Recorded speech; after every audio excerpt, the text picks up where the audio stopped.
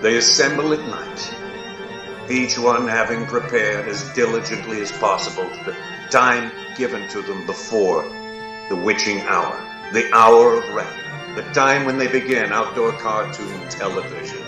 Stray Casts is on the air.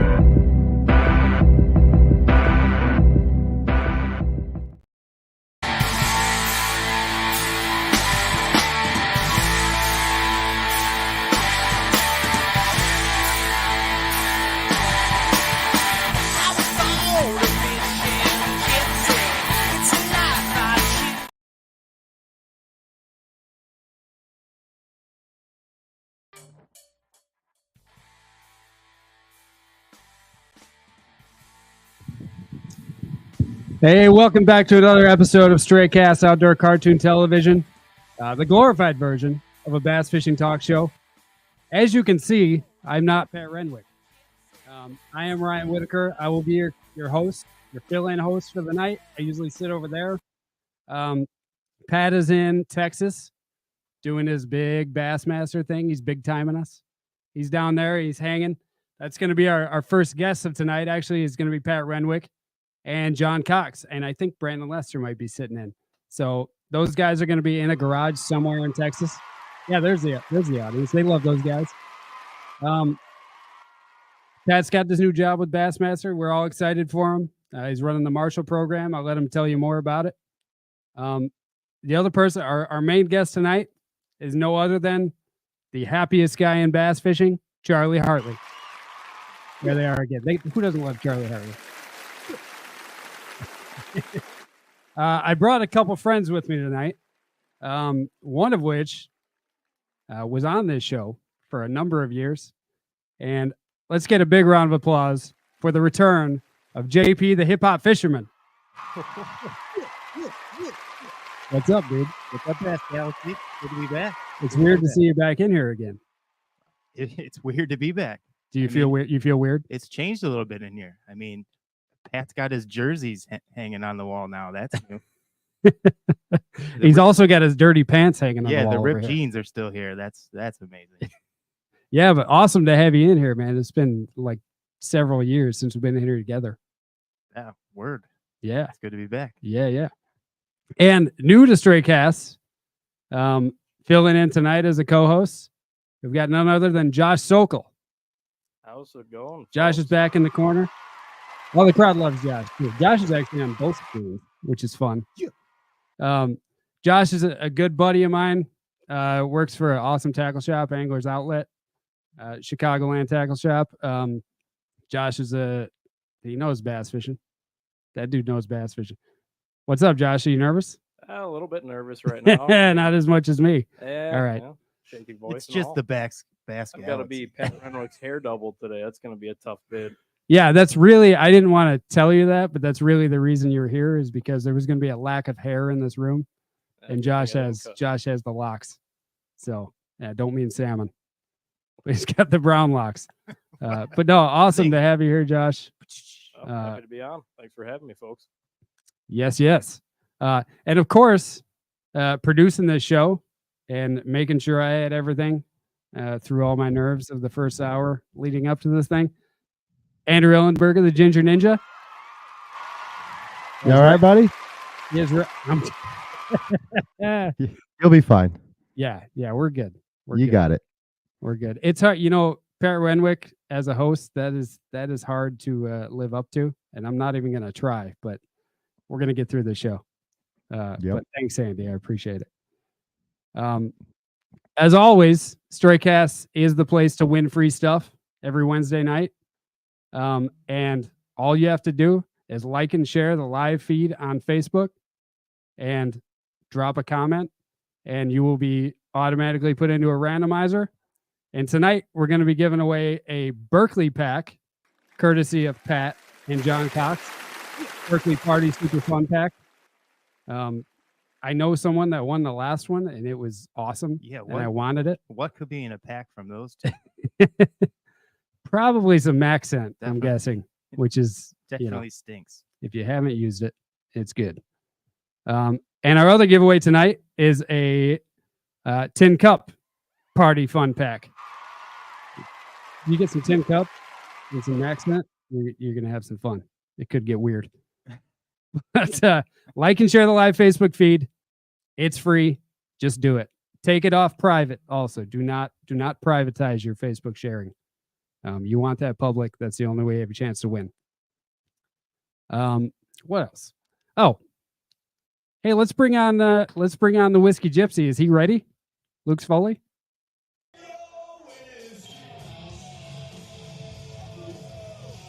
What's going on, guys? Oh, Hey, you got a hat on. cowboy Luke. I sure do. What's going on tonight? I was just sitting around the house, not out anywhere, drinking. Can't wait to watch the show. And, with 2 tournaments back-to-back in Texas, I told Courtney I need to get my hat out. Absolutely, man. Why didn't we think of that? We didn't even address Texas. That's Slipping. right. We're slipping. That's all right. That's all right. I'm going to give you time to catch up because that may or may not be the word of the night. What's the word? 10 cup drinking where we're going to go with Texas. Well, yeah. As always, we play a 10 cup whiskey word of the week drinking game on this show. Like and share. Yes, like and share. But Luke comes on to give us that word. And what do you got? What do you got for us tonight, Luke? We're going to go with Texas. Every time anybody says Texas, take a drink. All right. You need called off work, I'll do it for you. No problem. Could be. It doesn't have to be whiskey. No. Anything you're sipping on, sip responsibly. But every time you hear the word Texas, and we're on, I think, 4 already, take a sip. Yeah, absolutely. Could be water, iced tea. Got to pace yourself. JP, how you been, bud? I hadn't seen you in a while. I'm good, Luke. How are you? You're the real. You're not a fill-in. You're the real Whiskey Gypsy. Yeah, I suppose, but you become a big tackle manufacturer, and I don't see anymore. You hurt my feelings. I'm a sensitive guy. You become a big liquor distributor. I don't see you anymore. Well, you can stop coming around. I thought you're mad at me or something. I don't know. I love you, bud. Love you guys too. We need to see you down here. You need to come down and fish with us. I'm going to do a Great Lakes trip with you guys for sure this year. Absolutely. Come in like 30 days. Real smallmouth. All right. Yeah, I don't want to go out if the wind's blowing though. Well, yeah, we might not go then because it always blows in the spring. Now come down when it's west. All right. That'll be fun. What have you been out? Have you been getting out? I mean, it's been warm in the area. It has been, but then it gets cold again, and I've just been to the pond. I haven't gotten the boat out yet. I've had a lot of things. We have Tequila 1800 and had a partnership with the All-Star game that was in Indy, so I was busy with that for a couple of weeks. The PBR is in town this weekend, and we make Pendleton whiskey, which is the title sponsor for that. So this weekend smoked. So I don't know, maybe next week I'll get out, but I've been out the pond a handful of times and caught a few, working on some new techniques for next year. So this year. I just got to scratch that itch. I mean, you're live scoping at the ponds? Hell no. I'm not doing any of that. I'm not doing any of that. I'm going to be mono, JP. on that. Yeah. He's still throwing mono. He ain't scoping up. That's right. I am. I'm still throwing mono. Me and Robertson. Speaking of, I need a co-angler for the BFLs. I put it out on Facebook, and all I got back was a bunch of my Smart Aleck liquor friends saying, "Oh yeah, I'll go and be your co-angler," and this, that, and the other. I'm like, "Well, guys, we got to get up super early, and there are all kinds of terrible weather, and then of course you have the Ohio River, and so far nobody wants to be my co-angler for the Hoosier BFL. So if anybody could help me out, that would be great." I think your problem is the Ohio River. Could be. There's 3 events on the Ohio this year, so it's rough. It's rough. If you pay for JP's Uber, I guarantee you he'd be there. All right, that's I can expense Uber, so Oh man. I mean, he's 2.5 hours away from me, so that'd probably be a pretty good bill. But we'll think of something, JP. You got to win. It's a must win. Yeah, exactly. It's a lot of You got to pressure. pay to play, and you cannot win if you do not play. Yeah, there you go. That's the deal. That's the Yeah, deal. there's Well, a hey, whole 6 thanks fish for in that. thanks for coming in and giving us the word. Texas. Texas, Texas. We're counting. That is the word of the week. Take a sip. Sip responsibly, but sip. Sip. But thanks for stopping in. We'll see you next week after the second Texas event at Fork.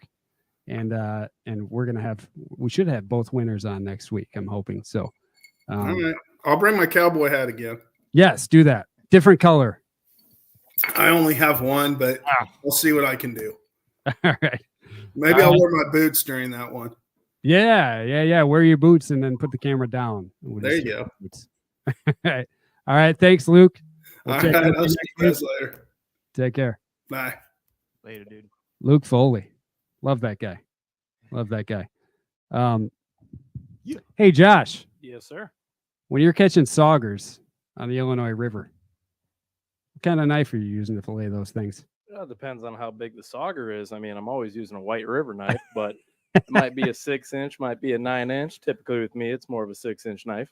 White River knives. Oh, what a surprise. White River knives, those things, in all seriousness, I've got that 6-inch fillet and that thing is ridiculous. I tried filleting a perch a couple weeks ago and I just cut the head off immediately. They're scary sharp. Check them out. White River knives. As far as tournaments go, tournaments are going to be whipping up soon in our area. And if you're a derber, Impulse Lithium, you can make money just by using Impulse Lithium. They're giving away $500 for qualified winners in qualified tournaments. Check it out. Impulse. I mean, lithium's the way to go if you're running a trolling motor and you don't want to charge it for 3 days. Get on it. Omnia Fishing. Also, right now, I know in the Midwest, I mean, everybody stocks up around this time of year or a little before. Omnia Fishing has everything you need for tournament angling or just regular angling, fun angling, pond angling, big lake, river, whatever. They got it. OmniaFishing.com. Check them out. Anyway, put the power poles down. We're going to be right back with John Cox and Pat Renwick in a garage somewhere in Texas. Yeah.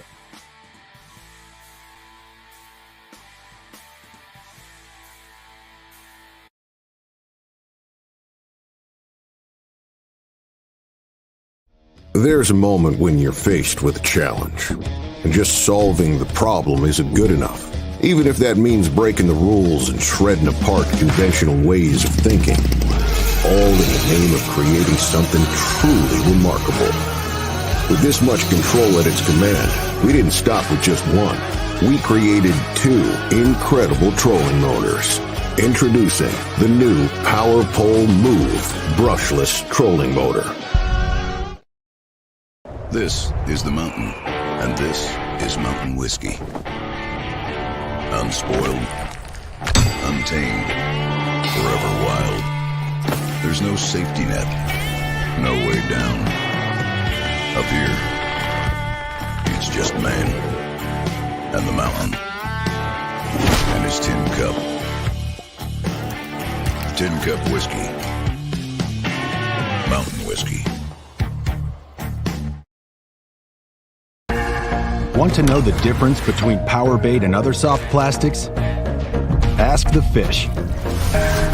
Berkeley scientists have thousands of flavors tested on thousands of fish.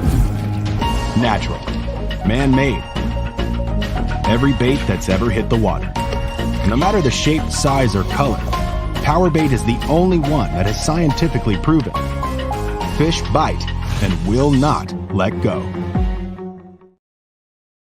Omnia Premium Pro gives you the confidence to eliminate dead water on thousands of lakes across the U.S. Exclusively on the Omnia app, use 10 unique data layers containing critical real-time mapping information to see water temperature, water clarity, contours, lake bed hardness, and important weather data all in one place. Matched with Omnia's loyalty credit program on all your tackle and gear needs, this is the only app you need in your arsenal for success on the water.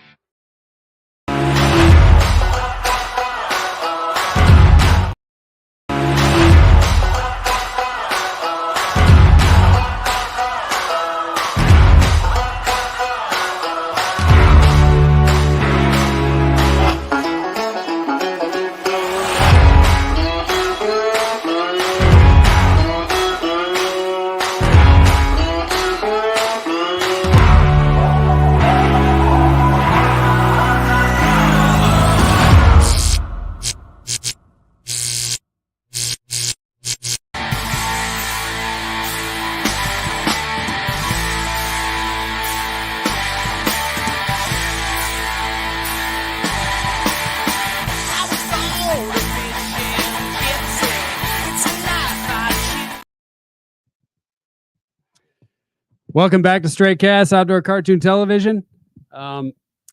We're going to check in with, I believe, 3 guys.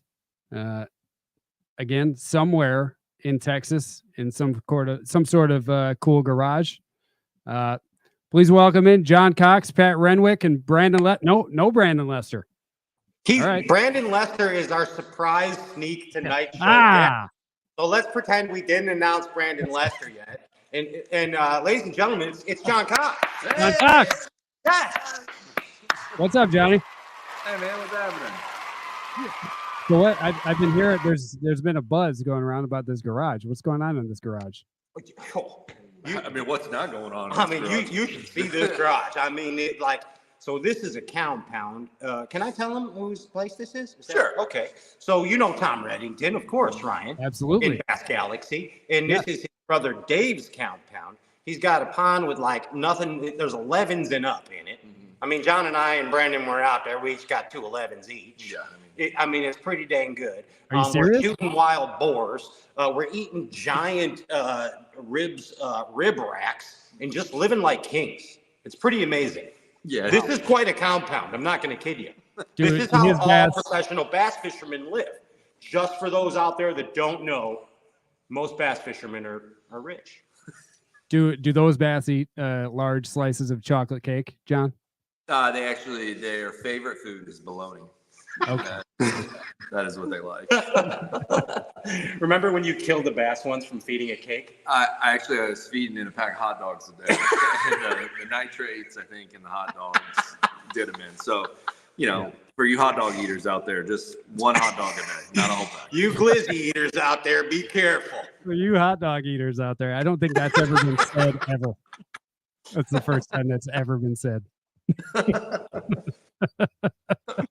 Ryan, you doing okay? You're doing a great job. I'm watching you. You're doing great, bud. I'm freaking out. No. Are you? I'm okay.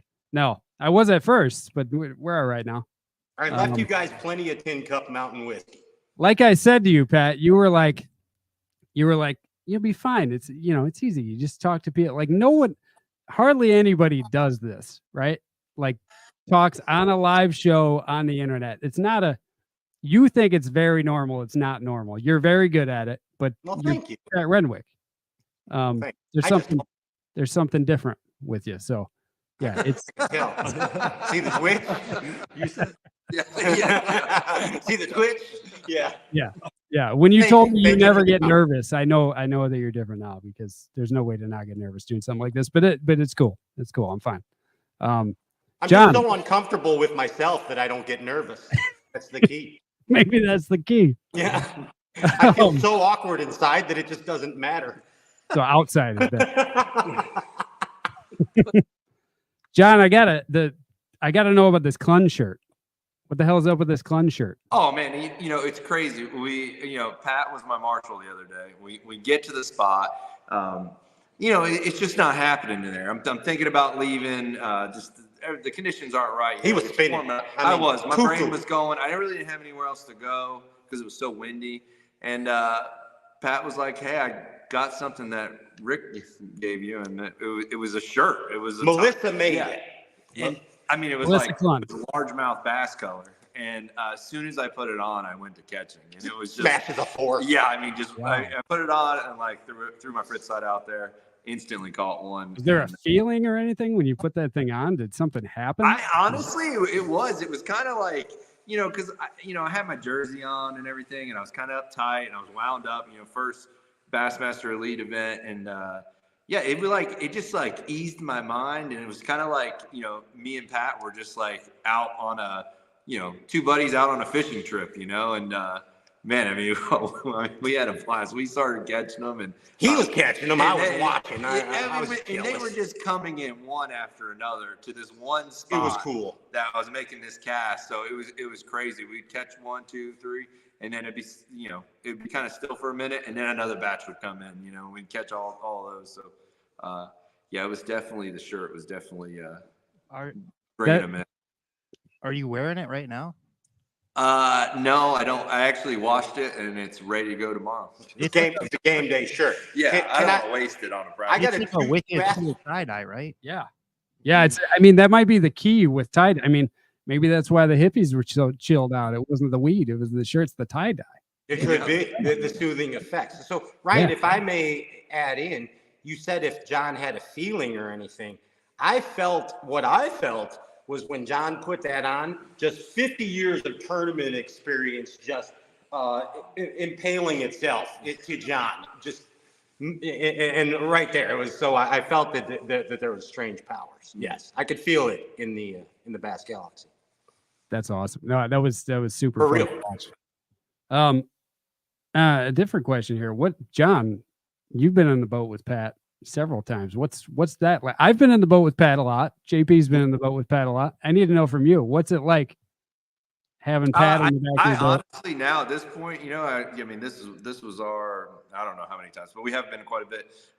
Man, we catch them when I get drawn with Pat, we're gonna catch them. And, I'm good for 18 a day. Yeah, I mean, you draw me, and you're good for 18. Yeah.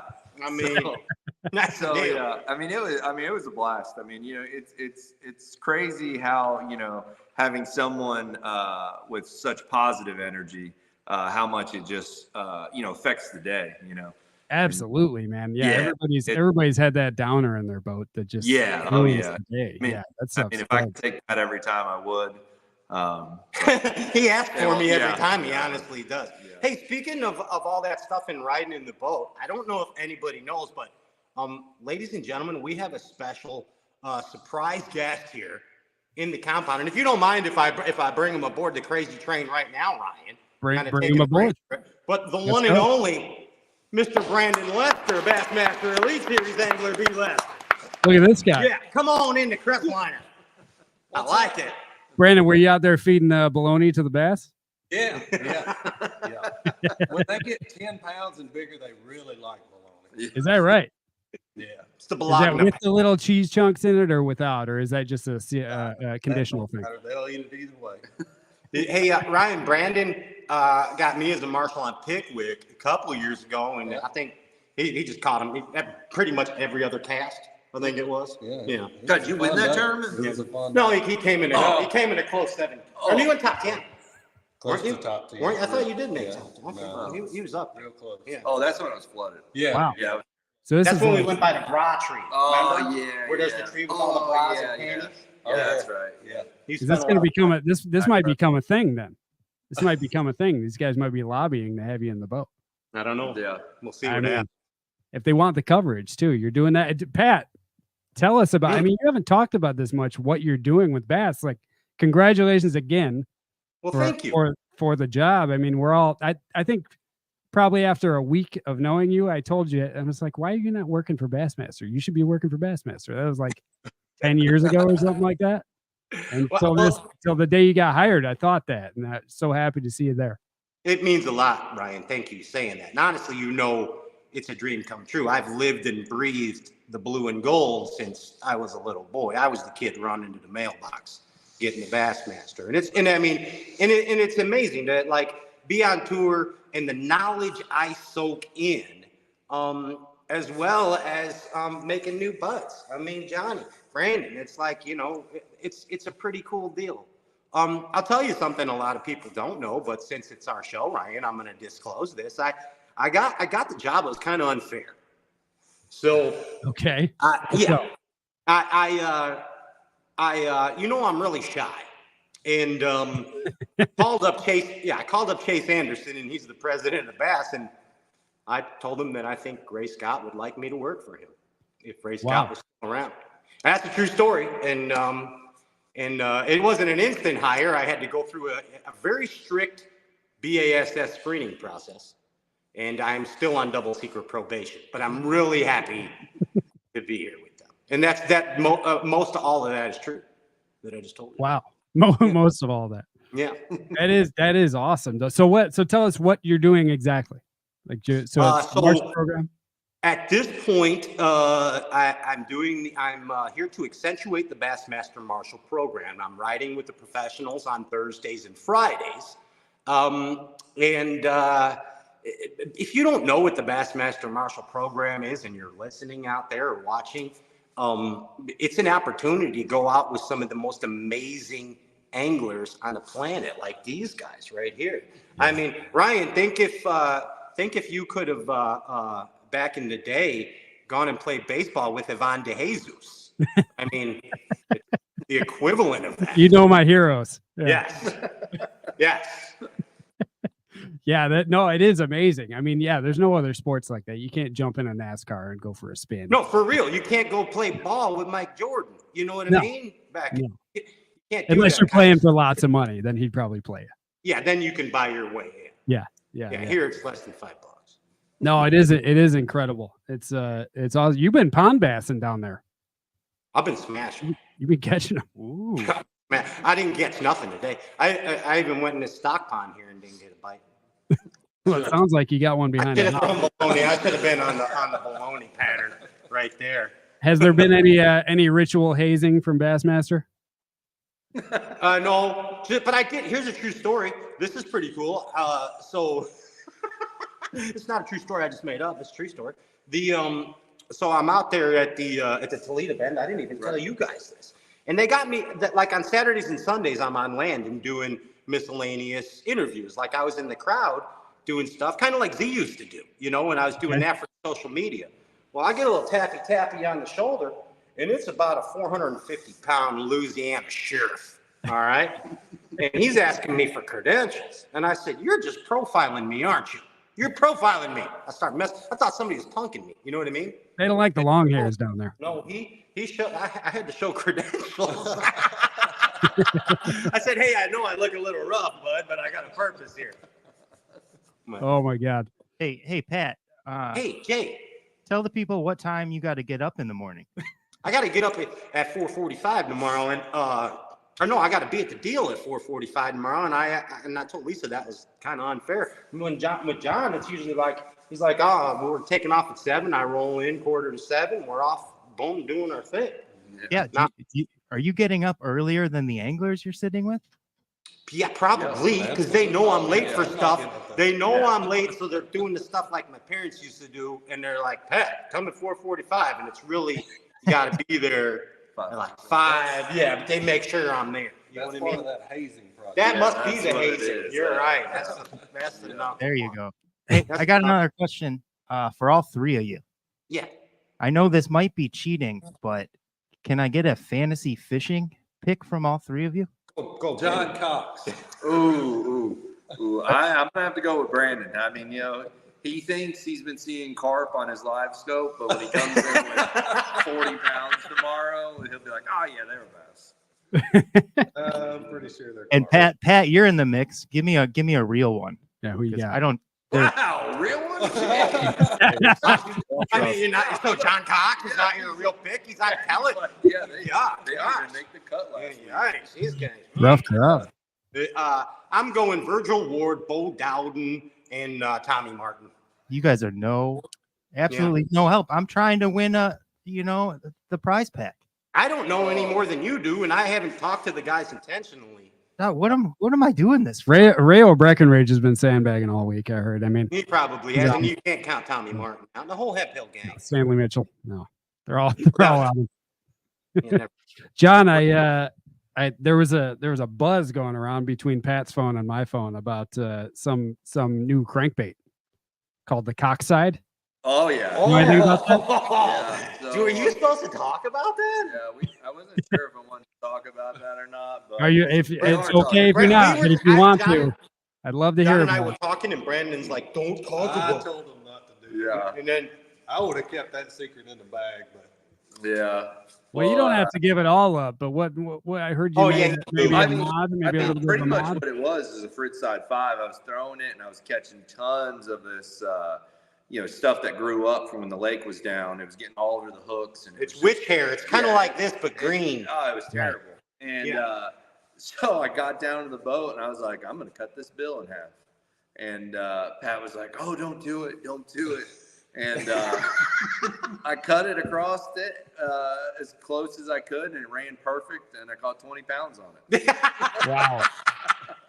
He trimmed it with cutters. Like you're able to cut that without it cracking or anything like that? It didn't the billing crack when you're cutting it? I mean, it's like pretty rigid plastic. I would think it would. I mean, I'm telling you, I had the Clun shirt on. just stuff I couldn't do any wrong. You know, I mean, I cut the bill on a crankbait perfect with the pair of with braid scissors, pretty much. Hey, you want to give away a cockside? Why not? All right, let's do it. Like and share the live Facebook feed right now, and we're gonna send you a cockside. Just put that in the Berkeley fun party pack. No, this is the whole other one. Oh, this is separate. We're doing another one. Okay. We're already giving away I'll cut the one off from that tournament. Really? Wow. No, You're doing that? Yeah, because I mean, more Brandon, likely, you gonna enter? I'm entering. I'm like and share. I mean, more likely. Hang on a second. It Let me was get gonna it. cut another one, and it's not gonna run straight. Yeah, well, no, you better keep that one then. I would keep that one, Johnny. Can we just That is give Brad? insane. Yeah, Andy, give it to Andy. Andy, enter in there too. All right. I Ginger got Ginger. it. Yeah, it's weird. My name came up again. This is just is that something you just thought of at the time, or have you done that before? I actually been doing it and talking about it for maybe a year and a half now. Really? Oh, really? Talking to who, yourself? Yeah, Brandon. Brandon tells me to keep my mouth shut, but yeah, I mean, No, I understand. yeah, I mean, at certain times, I mean, for that instance, I mean, that was perfect. It needed to be trimmed, and a lot of times, you're not throwing it around that kind of stuff. You don't have to trim it, but. That's so wild. Brandon, you got anything? You got any mods that people might not know about? You want to give up? Give up. Gosh, he's got. Just give it up the night before the derby. He's like, what's the worst one? I mean, Not for this derby, well, but tell him what you caught that 17 So pounder I'll on. tell you what, I will give you one since we're in the giving spirit. okay. So there's going to be a lot of bladed jigs, chatterbaits thrown in this tournament, I would imagine. Mm-hmm. They make some little stickers that go on the blade of a chatterbait. You seen those? Yeah. That's sneaky. That's Like colors and the. So you can get them on Lure Parts online. Okay. That's where you get them from. Lowen was telling me about them. Sounds like a Bill Owen sneak. Yeah. I hear you. So they make them in like blue, orange, chartreuse, lots of different colors. So this time of year, I'll take like a green pumpkin and put that little bit of orange on there. Oh man, you old sailor. You. Really? So it's a sticker that fits the blade perfectly, or you just add It's cut the actual same shape as the blade on the chatterbait. Wow. And it just goes on. You can put one on both sides. I just put one on the underside. Wow. So that makes sense now when you're like, oh, green pumpkin chatter is killing them and I can't get a bite on it. Yeah, I mean, it's just something different. He forgot he left the blade piece out. Modifying. Yeah. But you've been telling about a side for a year and a half. Right. Yeah. And he just giving you the cheddar chicken I'm delight just now. big on being different. I just want to be a little bit different than everybody else. I mean, all right. I mean, you guys give up this stuff, but you won't give me a real fantasy fishing pick? What the heck? I'll give you one. You want one? What are you going with? Yeah, I was going with Vegeta too. Yeah. Wait, what did you say? Yeah, Vegeta for the win. We already picking Vegeta for AOY for the year. Yeah. He's just going to win them all. Got a bigger deucer than the rest of us. Kid's got something. I am jealous. To be honest with you, when I look at what I have up front and I look at what everybody else has, I do feel a little less. Even Brandon's got a big. Really? I mean, yeah. I mean, jeez, Brandon. What do you have on your boat right now, John?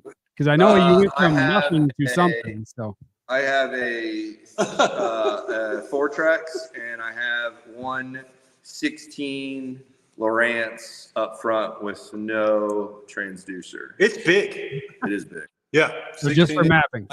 Yeah, 16 inches of map. 3 maps on it. Yeah, I like put notes in it, and then so when I'm, fishing, I'm like, oh, you had a bite over there. It was cool. He turned it on and then stuck his rod in the water and saw it was 2 foot, just to make sure it was 2 and check the hardness. That is the map. crazy, man. I love it. And the 4-Trax is just because it's quieter, right? I like it. I like how it has the spring in the front. A lot of the it's durable. Yeah, it's durable. Like a lot of times, the spot lock ones don't really fold up under the boat like the 4-Trax does. So you like to run into things at full speed. Accidentally, yes, yeah. On purpose, accidentally. Yeah. John, convince me to throw some fire line this year. Okay, so if you haven't, I just don't know how anybody doesn't throw fire line. Like it's flat. It goes on your spinning reel really well. Super sensitive. Absolutely zero give. I mean, it's when you're talking about driving that hook in a fish. I mean, it is just. It's not even close to regular braid, and I don't know why everybody doesn't throw fire line. Really? So I threw it a long time ago. Has it changed, or is it when you were a kid? I mean, I'm talking, like I probably haven't thrown it in 15 years, something like that. Right. In that time? So a tip about the fire line is that the sizes are different. So it's not like braid. Like you're not going to get 10-pound fire line. And it's going to be anywhere near like 10-pound fire line is going to be a lot thicker than 10-pound braid. So you're looking at, you're wanting to be in that 6 to 8-pound fire line range for your spinning rods. You can even go down to 4 if you want, but that's what that's about the size you want on your spinning rods. And are you using it on casting rods too at all? Flipping? I have a little bit, but mostly just on spinning rods. Okay. So the 6 to 8. All right. I'm going to try it. 6 to 8. I'm a non-professional angler and I mostly suck, but you got me using that fire line I was flipping with the 20-pound last year. Oh yeah. Yeah. And I had no problems with it. Yeah. Zero. Yeah. Zero. So a 20-pound fire line. Yeah. Yeah. So 20-pound fire lines, like 40, 50-pound braid, but a little thinner. Wow. Hey, Ryan, I got to tell you something real cool on behalf of Brandon here. So one of the fun things about hanging out with these guys is, I'm peeking around in the boats. I want to see what these guys are working with. You know what I mean? Yeah. And I'm like, what you got going on over there, Brandon? And he's got a whole line of rods now from Mustad, and they're pretty badass. I want to tell you, we have a different rod partner on the show, but tell them about your deal. You got to design all those, dude. That's badass. Yeah. What's going on? It was a neat opportunity. Came about, I guess, about 2 years ago or so. And actually, that's how John and I met back at the beginning of my career. And early on in his, we worked for an actual rod building company. So we both built our own rods. Right. And we learned a lot about what makes a good fishing rod, Well, then that deal kind of fell through, whatever. Well, I was telling Mustad about it, and they're like, perfect timing. We've been thinking about getting in the rod business. So they said, how would you like to put your name on a line of rods? So I sat down and wrote out there's 14 different models. There's 3 cranking models, 3 spinning models, 8 bait casting models that'll do everything you need to do when it comes to bass fishing. So it's wow. Cool. When are these going to be available? They're available now. They're available now. Wow. Midway USA? Yep. MidwayUSA.com. And I'll tell you, I'm kind of a rod geek. I'm bougie when it comes to that stuff. Yes, I do know that. John's laughing at me because he knows. Oh, it's real. So. By the way, you left a lot of them here, so. Yeah. Don't go in the fishing room. You keep Josh and JP out of there. But touch the drum set. They're like custom rods. I'm telling you, check them out. They're pretty cool. Good job on that deal, for real. That's awesome. Love the hooks, but had no idea. That's really cool. John, back to John. Back to you, John. I heard there may have been some imperial interference, or whatever you want to call it, with a spot or two. Well, let me put it this. May I interject? Yes. So yeah, that's what I'm gonna tell you. So when he pre-interviewed me for you. Oh yeah, that's how we did it in the talk show business. Okay. So if I may ask you, I will say. So John, you got your spot on day 2 of the Oh gosh, I've already blocked this out. Man. Oh, I'm sorry. I took days. If you don't want to talk about it, that's cool. We can talk about Coca-Cola. We might as well talk about it now that we're talking about it. Well, sorry. Yeah, way to go, Ryan. Way to host the show. I got into nice tip, Pat. Yeah. Wow. All right. Yeah, it only took me a week to get over that. But it really did. I mean. Sometimes talking it out is good for you. Yeah, I mean, it's good therapy. Everybody, it was a nice second day of the tournament. It wasn't that windy, and when I got to that little stretch I was fishing, there was 3 people fishing in the line that I was casting, where I was getting all the bites. And, I was just, tried to kind of see if I could, make that cast and see if they could give me some room. And they just kept catching. And I couldn't get bit. And then I ended up leaving and, tried to force plan B and it really didn't work. And we missed the check by 1 pound. I mean, that's the seriousness of it. Even though you were getting Cox blocked over there, completely Cox blocked. Great Cox block. You got Cox blocked. Yeah. But I mean, that's the reality of it, man. And where's the other guys fishing skinny? That were in that position. Oh, it wasn't our guys from the tournament. No. I know that. I mean, what I should say is you were one of the only guys with that type of weight fishing. Yeah, like that. Well, that spot was very special. It was. I mean, it was just. It all kind of happened when we figured that out. Getting bit in that line and kept catching, and So I think it was something. I don't know. I mean, I understand everybody's fishing. I just, I can't. I mean, I don't go to their job and mess with them while they're trying to feed their family or anything. But it's whatever. Happens to their job and slap their It'll happen to somebody here this week. It's a story. It's a story we've heard so many times, and it's such a as an outsider, not fishing professionally, it's just like I can't even wrap my head around how devastating that would be, and it's such a reality for you guys. And the other reality is there's probably nothing you could ever do about it. No, there is a flip side to it too. So when I won at Rayburn, a few years ago, or actually it might have been. That was like 4 years ago. Yeah, I remember. But, seems like it.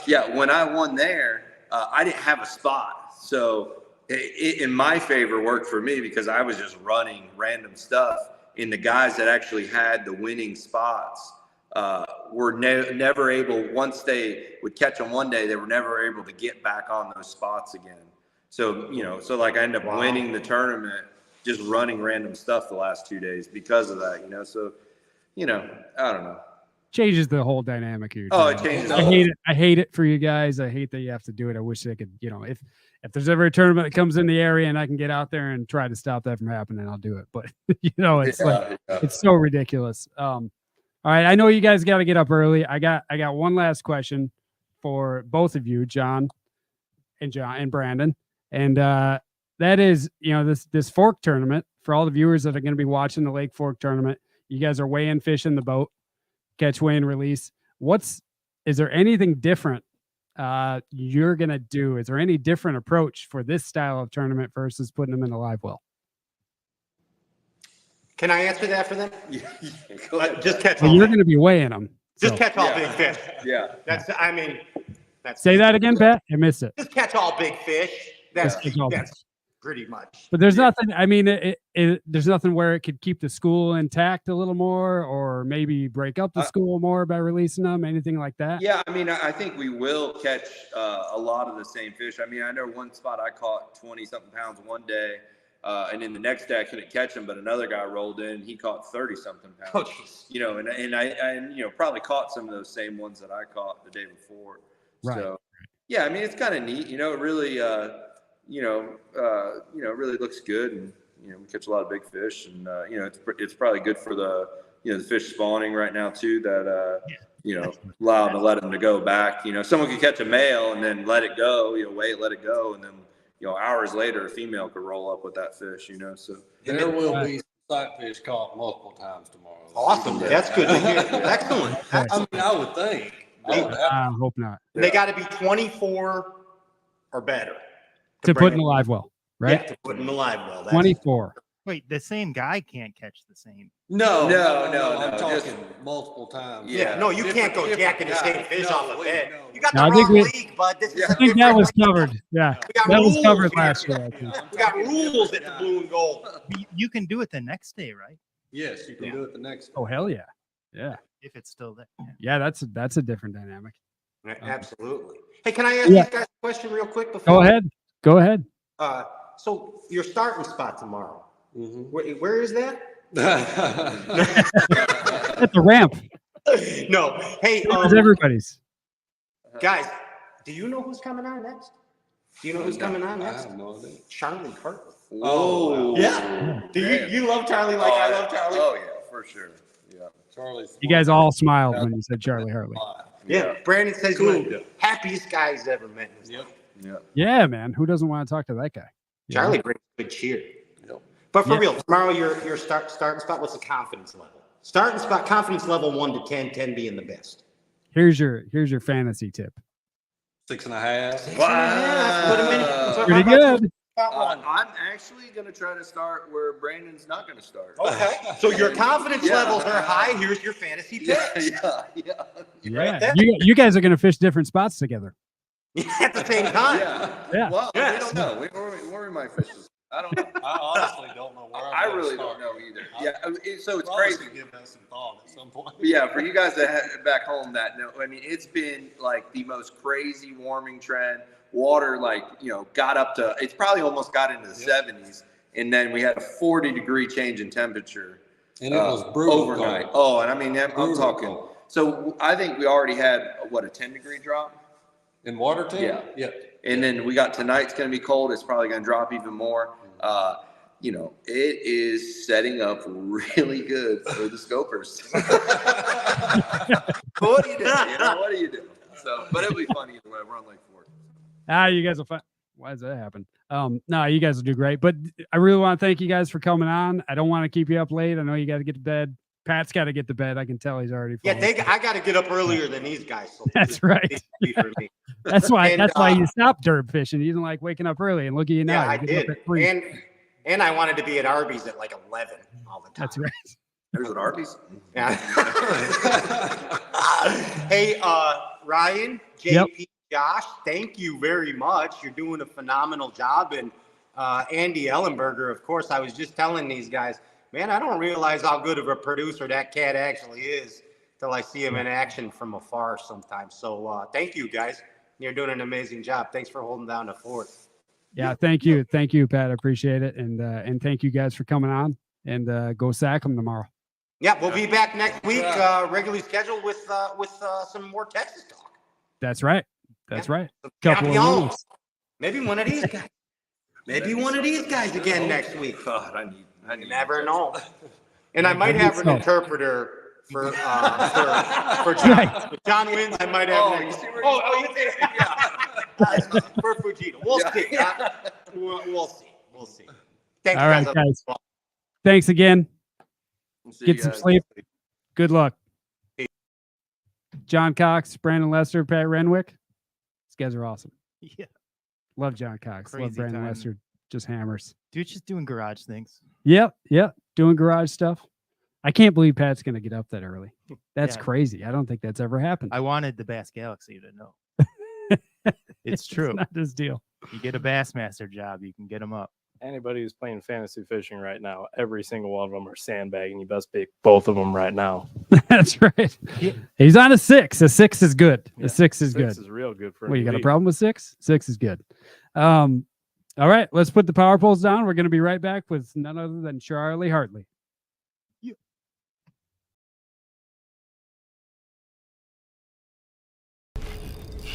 That's a pretty good one. Based in Chicago, Illinois, Tightrope Fishing has been designing and producing high-quality tackle for over a decade. Creators of the Baby Fireworks Super Jig, Bite Getter Spinnerbait, and more, Tightrope products are made by actual bass anglers that understand the need for tested and proven baits that catch fish. Tightrope products are available at tightropefishing.com and your favorite online tackle retailers. Realize your boat's potential with outboard performance accessories that improve the handling, speed, and economy of your boat. Find your perfect accessory from Bob's Machine.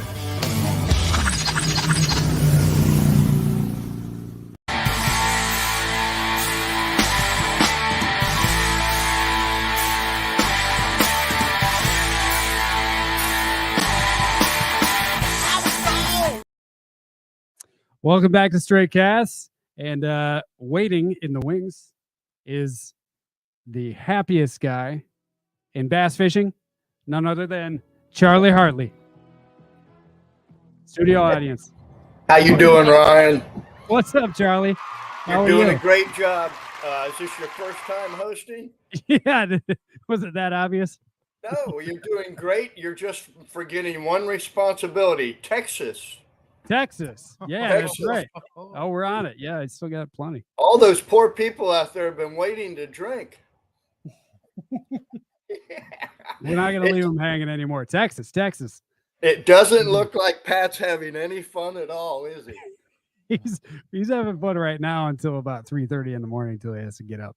I think he's loving even that. I can He see is. it. I've never seen him glow anymore. It's great to see someone that excited, as mature as he is. As Mr. Clun said, never believe your greatest days are behind you. And I mean, that's living proof right there.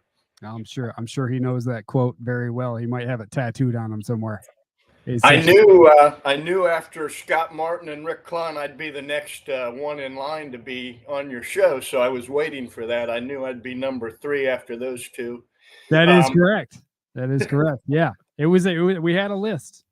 And it's been a great day. I fish a Wednesday morning tournament down here in Florida. We weigh in at 12 o'clock, and I was lucky to win and have big bass. And I got to fish with a really good friend today, Terry Seagrave. That's awesome. Well, give us a breakdown. I had no idea you were fishing a derby today. Yeah, actually, I live in my fantasy land down here in the winter, and we have not only Wednesday morning tournaments. Once the time changes, we have a Wednesday evening tournament. So I fish 2 tournaments in one day, which is just, to a bass fishing junkie, it doesn't get much better than that. That's like getting drunk twice in one day. But I was just on a cruise all last week. I did that for 7 days. You said you were out of the country. That's wonderful. Did you have fun? Oh, yeah. Yeah, I think so. Yeah. I'm not sure. I don't remember. Yeah. The details of the tournament, we had 2 really big ones. We had a 7.5 and a 6.5 that saved the day. It wasn't going real well, to be honest with you. We had about an hour to go, and I kept changing up, and we finally got in a stretch where we got 2 real big ones right back to back and called out our smallest one. We had 19 pounds, 6 ounces. And my buddy Terry caught the 2 big ones behind me on a spinner bait when I was throwing a chatterbait. I was coming over them too fast. It was amazing to see that difference. I fish most of these tournaments solo, and I wouldn't have seen those 2 fish because I would not have been throwing a spinner bait. I have that happen in tournaments all the time. Your co-anglers will show you, especially after practicing alone for 5 days, you've only done your deal, and you put a different bait in the boat and you go to those same spots where you found located fish, and some show you're not fishing the best bait on those fish. Absolutely. 100% agree. Well, congratulations on the win. That's fantastic. Thank you. I'm so jealous that you're fishing tournaments on a Wednesday right now in February. Incredible. I got to come down here as a teenager. My first trip looking for a 10-pound bass was to the Kissimmee chain, way before the internet, way before there were any 10-pounders anywhere but Florida, to be honest with you. That's that long ago. And I came down here at 16 years of age with a buddy. And for Christmas to New Year's, we slept in a pup tent. We slept on the banks of the Lake Kissimmee. And I dreamt of catching a 10-pounder. We certainly did not. We slept in a little pup tent and brought a stump jumper down. We certainly did not catch a 10-pounder. But when we got down here, one of the guys at the bait stores had a 10-pounder in the shiner tank, and he let us see him feed it. And if you've ever seen a 10-pounder engulf a shiner out of a guy's hand, it makes you want to go fishing the next morning. Let me tell you. I see it all over TikTok. Yeah. And, I hate to say it. When we were kids, the only way you could see a 10-pound bass was to be in a boat when a 10-pound bass got caught. Right. And you can get on the internet now and see a 10-pound bass hit a blopper over and over. And I'm afraid it takes some of that away from these kids. And me too. It's just like watching too much porn. If you see a 10-pounder over and over eat a topwater bait, it takes a little out of it when you finally get a 10-pounder. It's desensitizing us to everything cool. I hate to say that. I just mentioned that I was on this cruise for a week and I had no phone for 7 days. And, that doesn't sound that crazy, but I was trying to think of the last time I had no phone access for 7 full days, and we won't leave the house without it. Yeah, we won't leave the house without it now. And we used to drive all over the country without cell phones. It's crazy. I'll tell you this, though, I loved it, and I would recommend it to anyone. Just go off the grid for a week and see how you feel. I mean, that was therapy in itself, just not looking at the phone. It was great. Yeah, I can't even do it while I'm fishing. I'm so addicted to that daggone thing. And I'll listen to your podcasts and live bass tournaments while I'm in bass tournaments, if it's one I'm can legally listen to. Absolutely. I listen to a lot of podcasts. I watch all the live. I'm a huge fan of the sport. You know that. Yeah. And I literally try to fish every day, And to get to have moved down here in the winter, after dreaming of that, being a 16-year-old kid coming to the Kissimmee chain, it's really come full circle. I love it down here. I get to spend several months, 3 or 4 or 5, 6 months, or it depends. But it seems like it goes by like that because I've got. But then you get to go smallmouth fishing. Yeah, yes, I do. And I've got 12 launch ramps within 10 miles of my garage here on different lakes. Gosh. Yeah. And That's I've even got a little saltwater boat down here, and I go out and pretend to be a saltwater fisherman when I get bored of catching all these bass. Wow.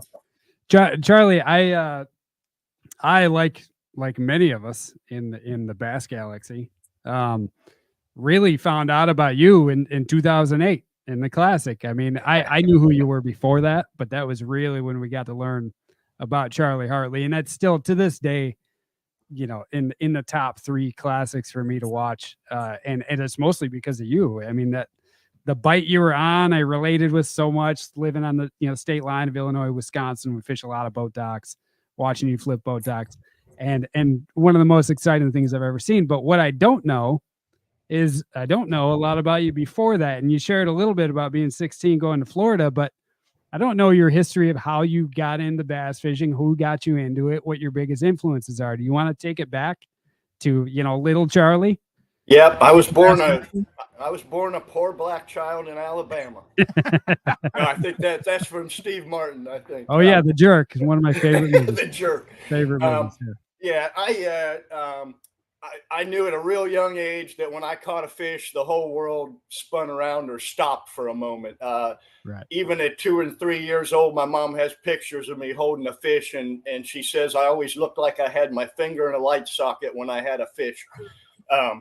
And even holding little perch in pictures as a kid, I'm just lit up. And my drive was to catch big fish. I didn't know about tournaments, and you start out catching little ones off the dock, and then by mistake you catch a bass and you want a bigger one and a bigger one. And I had the good fortune of having a lot of old timers take me out because they appreciated my passion, and I was polite and I thanked them.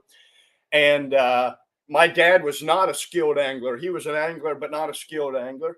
And I was working at McDonald's at 16 or maybe 15, and a guy used to come through the drive-thru that had a Bassmaster sticker in his pickup and Roland Martin glasses, and I would talk to him, and he invited me out on his bass boat, and I got to go out on my first bass boat on a reservoir, and it just multiplied from there. I became a junior member in the club, and the first year in the club in Central Ohio, I finished dead last, and after about 5 years, I was top guy in the club. And with every stage I moved up, I was not a superstar. I went from there to the BFLs or Redmans. And for the first year, I probably finished at the bottom. Each year I would learn and learn more.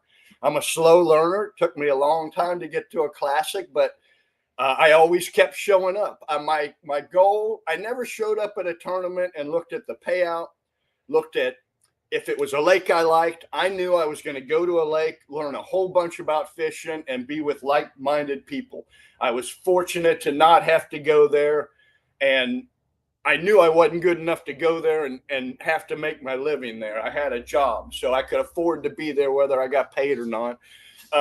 long story short, I kept working my way up. And if you do something well enough, every once in a while you screw up and you catch too many, and they move you up to another league, you know. And eventually, I started fishing the Bassmasters and did well enough to make it to the tour level. And watch what you wish for, because they'll make you fish against Kevin Van Dam and Mike Iaconelli, and you'll really see where you rank in the world. But what age are we talking about when you first started? I was probably 93, wasn't it? Late 20s or 30 when I made it to the tour level. Okay. I was so proud of myself. I won what used to be the Invitationals, or the Bassmaster Invitationals. I won the points in the Southern Invitationals, and being a Northern boy, I beat Terry Scroggins, won the first 2 tournaments. And I came in second and third in the first 2. I thought, man, I'm having a great season, a second and a third, but Scroggins won, you know. And our last one was at Lake Wheeler, and I ended up having a good tournament at Wheeler, and Mr. Scroggins did not. And I won the points in the Southern Opens, and that got you not only up to the tour, but in my first classic. That probably was the first classic, the 2008. Yep. Okay, that was your first classic. Wow. Yeah. And you led. So you led your first classic. Yes. Wow. Yes, and that You was must all have been due to, freaking out. That was all due to preparation. I said in the interviews I was not the best fisherman there, but I had the luxury of spending like a month there before it went off limits, because I can run my business remotely. And I said, if I'm going to be in the classic, I'm going to be the guy there that knows Lake Hartwell better than anyone in the tournament, because I'm not the best fisherman. And it paid off. We had a really cold classic, so all that pre-fishing, those fish really didn't move out of their winter holes.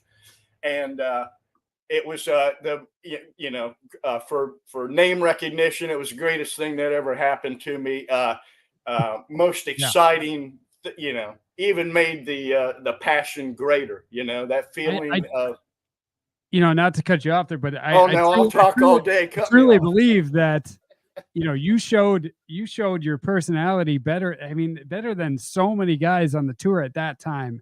When I watched that, I mean, I was so still obsessed with the sport and watch it and participate in it. And we saw each other at a couple opens a couple years ago out there, and I stood on your skateboard or something like that. But watching that, honestly, when I picture a jig bite in my head. Like I try to get a good picture of a jig bite. I'm not blowing smoke here. I think about that one that you caught out of that bush when you're like, I caught my 6-pounder out of this yesterday. And then you catch one that's, 4 or 5 pounds out of that bush. There's something about that bite and the way that fish wallows that I cannot get that visual out of my head. And that video is not even on YouTube right now. Trying to find the 2008 Classic. I can't find it. If anyone out there is one of those guys that puts them up, please put it up, because it's one of the best. I've watched it recently. You say it's your favorite classic to watch. I promise. You said it's in your top 3. I promise. Oh, it's absolutely. my favorite classic to watch. I'm sure it is. But that was incredible. That was just preparation. And when I ran out of fish, I didn't have a good backup. I almost had a chance the last day. I'd made a good move by my gut, but I waited too long and went in some muddy water that had warmed up and almost pulled it out, and then blew a bunch of good bites. But most exciting week of my life, I call it classic cocaine. Once you've had that feeling, regular life doesn't seem very exciting, after you've led the classic. No, all good. I've won the Canadian Open. I've won the Northern Everstarts Points Division. I've won an Open. I've been to 2 classics. I've fished almost 300 Bassmasters tournaments and like 150 FLW tournaments. I love to fish. I literally try. I mean, like last week, I fished 3 different tournaments. I fish every day, but there's something, and this, you guys all know this. There's something about catching a fish in a tournament that's totally different than catching a fish when you're playing around. It makes a 14.5 incher. Makes it even in the Wednesday makes it morning, so much better than when you're not. I was in the Bassmasters Classic. When you hook a big one, even in a tournament, you want to get that fish in so bad and show it off to your buddies. Yeah, So- yeah, So absolutely. Do you rate that first classic higher than the Open win? For recognition, yes. I mean, Ryan kind of touched on it, and you kind of touched on it. It's a lot of people's favorite classic to watch, and Yeah. he kind of said, "Yeah, you really showed your personality, and you really did. I mean, you can tell, even at the weigh-in. I mean, you were the fan favorite by far. That classic. It's hard looking at yourself. One It's of the easy to biggest show fan your favorites in personality. history. I mean, it was real. They were real emotions. Probably one of the neatest things. The very next year, several people came to me at the first Open and said, "I entered the Opens. I have a regular job, but I entered the Opens because what I saw you did, and if you can do it, I can do it." And I thought, that's the coolest thing I've ever heard. Yeah. There were a lot of guys that said, "I'm going to go, man, and try that." Yeah. It's so cool to hear that. I mean, it's probably true for me too. I mean, it was one of the reasons I was always looking for a reason, to go do it. I always wanted to do it. It was just, it costs a lot of money to go do those things. But that was, I mean, seeing things like that, reading Ike Nelly's book, seeing you in the classic, Brian Kerschel, watch that as a kid, like what a all those story. things, they all pile up and nudge us in the direction to go do this. And it's Our sport this is like- so great for those storylines. You cannot write those storylines. I mean, right. People that are supposed to win who's the Bass Nation guy that just won on his home lake? Name's slipping me. Daggone it. The national championship winner. Yep. It doesn't matter. Just won on his lake on the Coosa River last year, and just won the nation again. I think he won the nation back to back. Yeah, he won that divisional. Anyway, I mean, he was supposed to win that tournament. It seems like good guys win in our sport a lot, and the storylines are so exciting that Bassmasters has an easy time telling a story because it's usually so dramatic. They don't have to add a lot of drama to it. It's incredible. It really is. And there's every side of it as well. Like, you can look at, your story and Kerschel's story and even Ike Nelly's story. He came from the grassroots, but then you're in the same exact sport with the same competitors. You can have a KVD story. Yep. Which is just like Or a dominance. So inspiring. Yeah. Like Carl Jocumsen. What a story. Right. One after another. Tio, one after another. This sport, people are so passionate about catching a fish. They'll come from another country, not be able to speak the language. I always joke about fishing. People don't garden in the rain. They don't golf in the rain, but daggone it, we'll go fishing all day in the rain. I never thought about that. Yeah. It is we love it. We love it. Now there's another one, and I don't want to get too far into this, but there's another sport that we share in common that is involved skateboarding. And that's something that now where you're talking about coming up as a fisherman, where did skateboarding fit into your fishing? Because I always struggled as a kid. Even now, I still skate quite a bit. I struggle with balancing the two. How did you do that? I started skateboarding. Well, both of them when I was real young. I was around when the second or maybe the first real popular skateboarding phase came through with the guys from out California. 70s, like Tony Alpha. Tony Alva. Yeah. Adams. Remember all that? Jay Adams. I love my first board was probably a Hobie, with the banana Hobie. Yeah.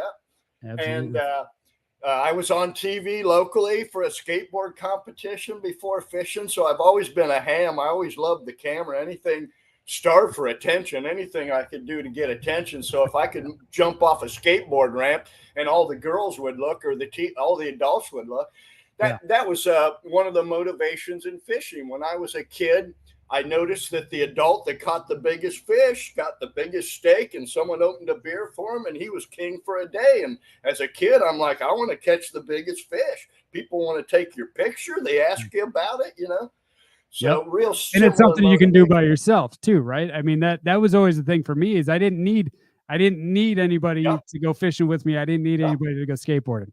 I could just go and do it by myself. More. Yeah, well put. I didn't realize that, but they're both loner sports. I fish alone all the time, and it doesn't bother me at all. If someone wants to go along, you're welcome to go, but I'm going fishing anyway. Right. Yeah, and it's the same thing. You go practice your craft. For me, it's always like I want to try to perfect my craft, even though you're never going to by myself. And then when you go to the tournament, you fish with your buddies, then you can show it off. You have a good day. Same thing with skateboarding. Your buddies show up, you're like, look what I got. Hey, look at this new trick. Yeah. And they're similar, and there's a similar rush when you pull off a good trick, or you get going too fast on your skateboard, or you get vertical. There's a similar feeling there. And to me, catching a fish, my brain's always doing this. But when I hook a fish, all of a sudden my brain goes, yeah. And there's 30 seconds there where I have one purpose, one focus, one meaning. And that's peace, man. That's like a blissful feeling for a little bit. You're not thinking about all this noise. There's another one too, the blackout moment. Yeah, have you ever heard of this? The blackout moment? You ever heard anybody talk about that? And I've heard people talk about it in fishing and in skateboarding a lot. In skateboarding, you do a really scary trick, jump down a big set of stairs, big handrail. You've tried it 10 times, hurt yourself, back up there doing it. And the one time you land it, you're just riding away and you don't know what happened. I don't even remember it. Same thing with fishing, right? You catch an 8-10 pounder and it's like, God, I hope someone was filming because I don't even remember what just happened. I didn't. Yeah, that's one. I love watching some of the GoPro videos when they'd have a GoPro in me and they'd show the highlights, because it was awesome to catch that big fish, but to see it from third party, it's really awesome to catch that big fish because you're in the moment then, and then you get to see it, and it's like, wow. Probably the scariest thing for me on skateboarding when I was a kid was dropping into my first big vertical bowl, man. When you take that first step off that vertical wall, that takes all the guts you've ever had just to drop in, man. Yeah, it's so great. And then you do it and you're like, oh, that was super easy. That wasn't bad. Yeah. It is the craziest thing. Yeah, that's the only thing that fishing for me, other than driving a bass boat in crazy waves, that's the only thing I can compare danger wise and rush wise, really, like, at the physical level. But something about just hooking a fish. It's kind of like going four-wheeling. You don't want to get stuck, but the thing that gets you excited is almost getting stuck. Right? Exactly. The further you are from home, the better it is. Yeah. I got a. This is a question from Pat. Is he watching? I'm sorry, Pat. He's probably sleeping, but he might be watching. But he just wanted to know: are you ever in a bad mood? Like a sincere question. I get very disappointed after tournaments driving home alone. Not in a bad mood, but I mean, if someone was in the truck with me, I probably wouldn't be that much fun to talk to. Those long drive homes, I call it tournament hangover. All that anticipation, all that excitement, and it's not that you're mad, you're just disappointed. My wife traveled with me for years, and she's my biggest fan. And when we didn't do good, it was a rough day together the next day, and we weren't mad at each other. We just all that adrenaline went, and you're like, ugh. And I call it tournament hangover. You actually feel like you have a hangover. Absolutely, yeah. Well, you usually haven't slept enough too, so it is almost like a hangover. What's the best therapy for it? What's your therapy for that tournament? I am so blessed that when I wake up, I want to go fishing. It doesn't matter if I just finish last in the tournament. The hair of the dog. I can't wait to get home, the boat and truck cleaned up so I can go out and make up for it. I want to go catch one. I want to go pull on some after working so hard for a bite. Because when you're in a tournament and you can't get a bite, it seems impossible. It seems crazy. You get so far in your head that you're not even having any fun. So the first thing I want to do is just go to a pond where they're dumb as hell and rip their heads off and that usually helps a lot. Yeah, that helps a lot. That is the best. That is the best. I know we've, JP and I have fished a lot of team tournaments together, and there's been several times we've been up in Wisconsin, and on our way home, I'm like, we got the boat behind us, but there's just a pond in the suburbs on our way back to the city. You're gonna stop and catch a few. Like we didn't do well. It is so therapeutic. I fish all day down here and come home and eat dinner. And I've got 2 ponds here in my subdivision that I keep well stocked. And then I always go over and catch one more for a nightcap. I mean, I've never got my fill of catching fish. I've never got my fill of catching fish. And I've had some days where you catch them every cast. People say that we wouldn't be no fun if you caught them every cast. Those are awful fun days, let me tell you. Yeah. I've had the blessings of being with some great fishermen on some great bodies of water. I mean, legends that have shared some incredible days of fishing with me. And yep. Our new co-host here, Josh Sokol, him and I kind of wrote down the same question, but I want to throw this question to him about a little bit of the seasickness. Josh, what you got? Yeah, so I mean, obviously, I've seen a few videos about you and seasickness, especially a guy who's fishing, Ohio water and fishing Erie and all that stuff. Yep. Are you seeing that consistently as an issue for guys who are coming up north at all, or is this something that's a little bit different for you? Yeah, no, it's always been tough. Even as a kid, I was the one that had to sit up front, or I got car sick. I can't hardly read while a car is moving. I get just vertigo. And that was a struggle because our circuits, when I was young, we didn't go to the Great Lakes. We didn't have boats and equipment to go to the Great Lakes. But once they started sending us to the Great Lakes, I had no idea I got seasick until I got offshore up there. And you get out in the Great Lakes. Well, seasickness is no joke, dude. It's like the worst hangover you've ever had. You're holding the rod, but you're not even there fishing, man. You're faking it. And I struggled with that for a long time because our circuits would get up there and I loved it, when it was calm and I didn't get seasick. But once I got seasick, it was miserable. And I tried Dramamine, I tried eating things, I tried ginger, I tried all that crap. And really the best thing for it was, like anything, you build up a tolerance for it. The more you get seasick, the more you go out there. You don't let yourself look down at the floor of the boat as much. If you start feeling it when you retie, you get back up and look around. But the thing that really helped me is that damn patch.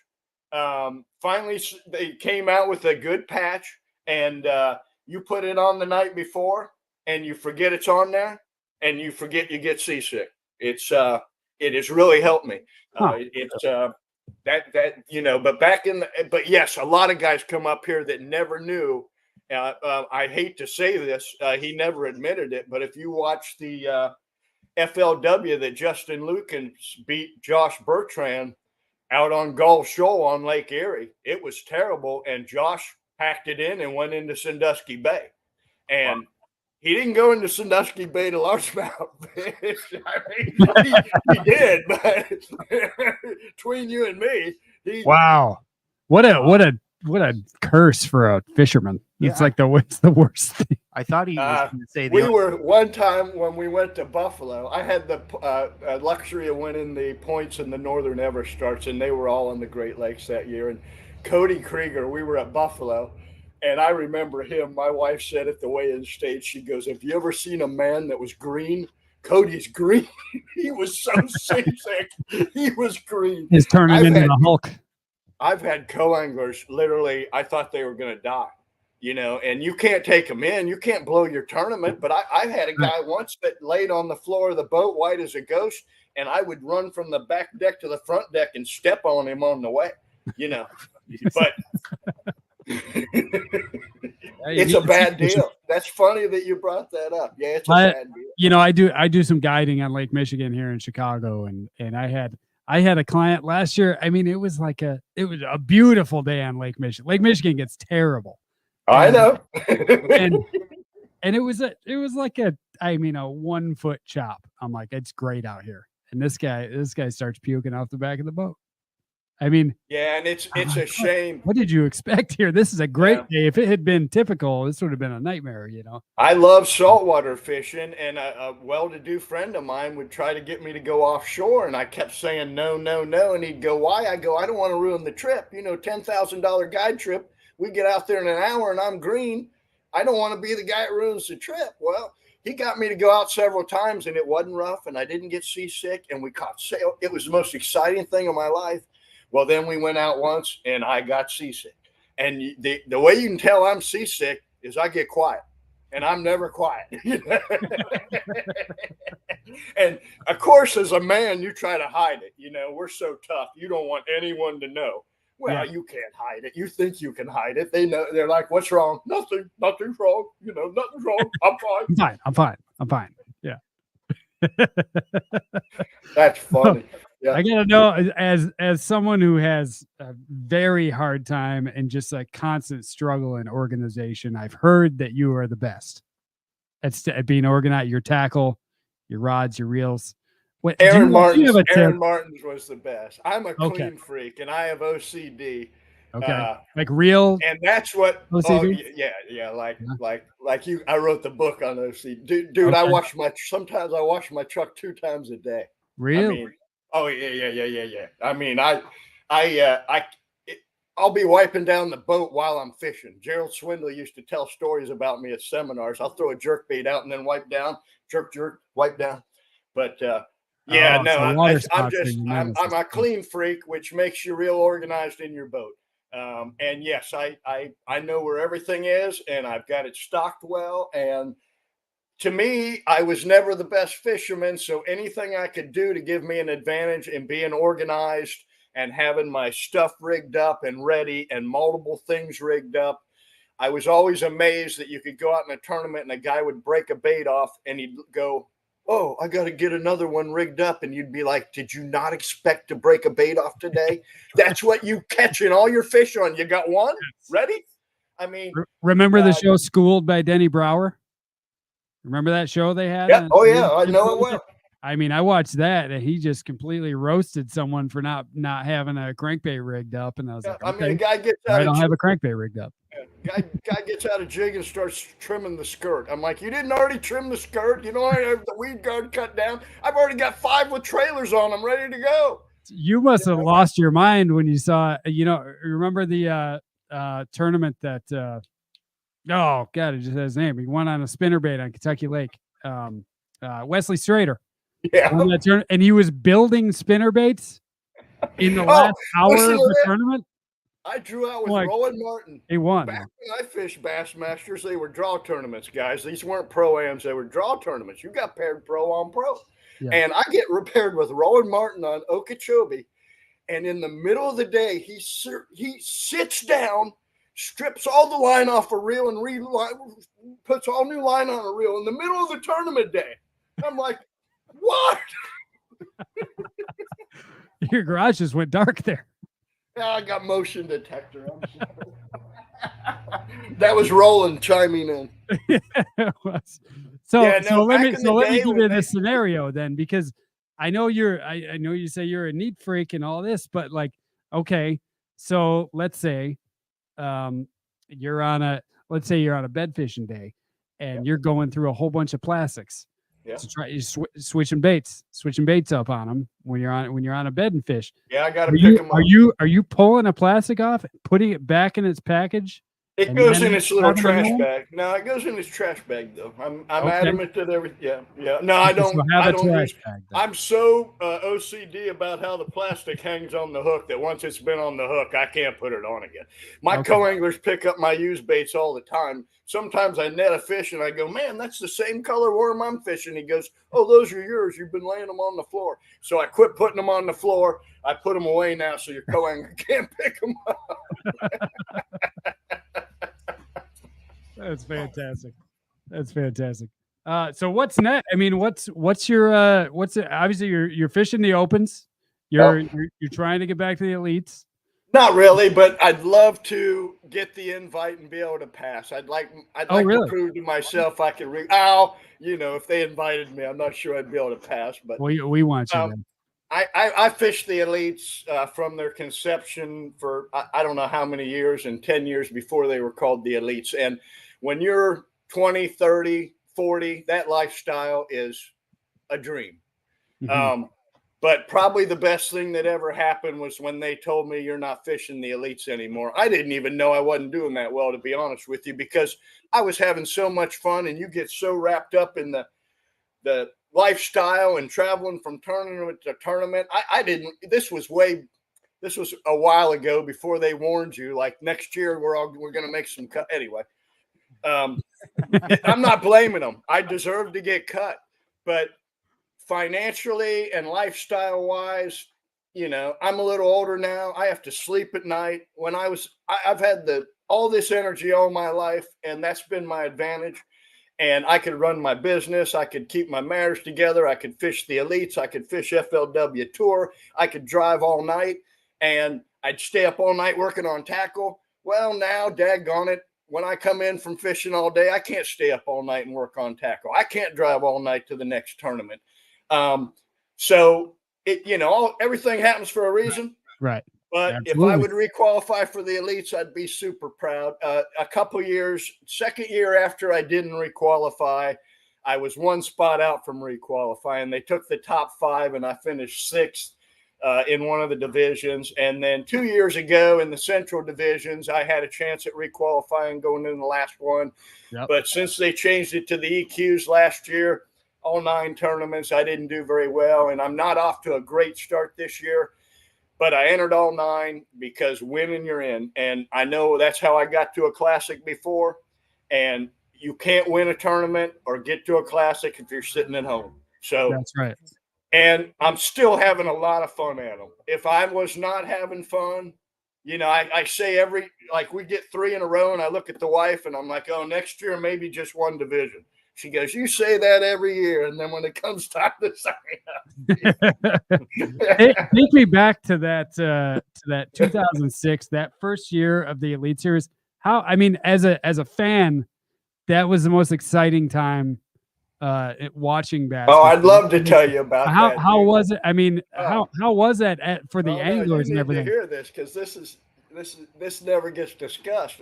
It used to be the tour. It was like $1,200 a tournament. Right. It was just all of a sudden they send out this big old mailer to us all, and next year we're going to call it the Elites. It's going to be 11 tournaments at $5,500 each, $55,000. Wow! If you paid it up front. So that was a huge. We went from about $12,000 in entry fees to 50 plus. And I was a young man as well, right? Yeah. I was a young man. Mandatory. What's that? Boat wraps were mandatory, all of right? it. But man, I was qualified, and I'm like, daggone it. I figured they were going to pay 10 grand to the top half. 100 guys, 50 of them get 10 grand, 11 tournaments. If I can finish in the top half and half of them, I'll get my money back and I won't feel bad about the entry fees. Other than that, I'll be happy I'm there. If I can win back my entry fees, I can afford to do this. And I had the money to do it. So they gave you a discount if you paid it all up front. I was in a position I could pay it all up front. Well, I go to the first tournament at Lake Amistad, and I had pre-fished 3 of the lakes. First tournament was Lake Amistad, and we hit it when they 100-pound bags caught. And I'm an Ohio boy, right? I don't know about 100-pound bags, but I had been there pre-fishing, and I thought I found some pretty good. Well, the first day, I bring in 16-12. First day of the first elite, I was in like 70th. And I'm like, that's not the top 50, Charlie. That ain't going to get you. Got to do better tomorrow. So the second day, I run clear to the other arm of the lake. I'm like, just throw that out. That wasn't good enough. Somewhere they're catching 30-pound bags.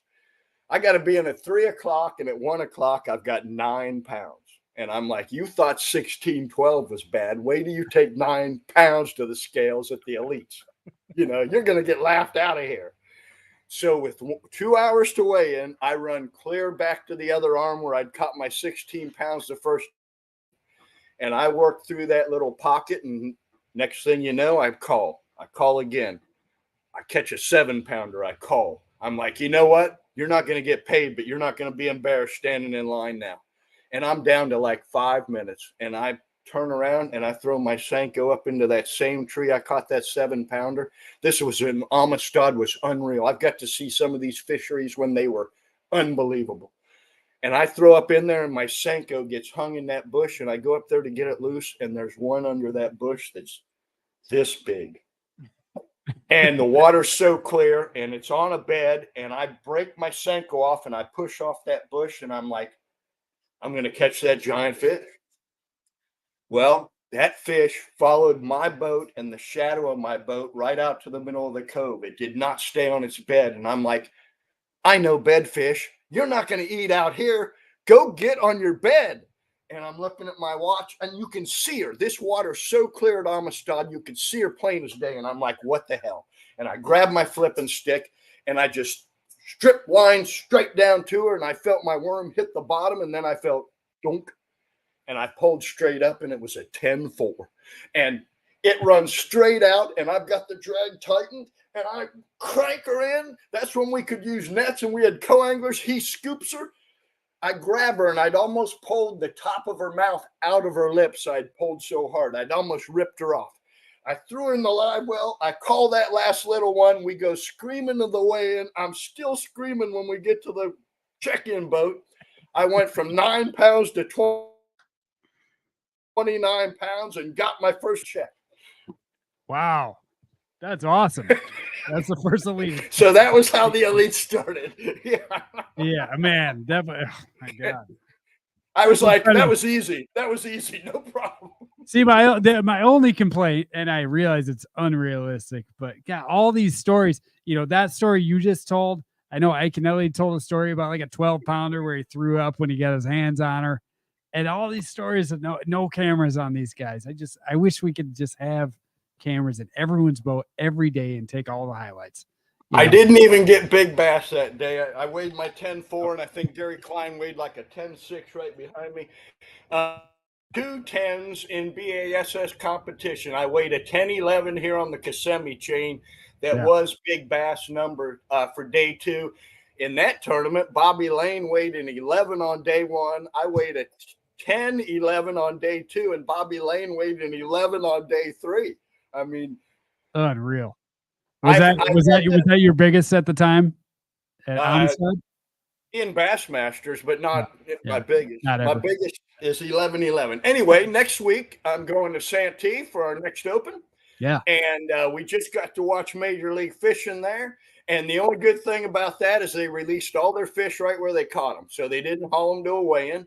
So even though there was a big tournament there right ahead of us, at least they left all the fish in the same place. And when we just fished Okeechobee, the Toyotas had been there. Their last day was our first day of practice. So I don't know about this having live when we're off limits and then showing up at a lake. I mean, our first day of practice was the final 20 going out in the Toyota. And I go, well, are we supposed to line up with them at blast off and just follow them out? Is that what our first day of practice is supposed to be? Yeah. I don't know. I didn't feel right about that, so I didn't line up with them. They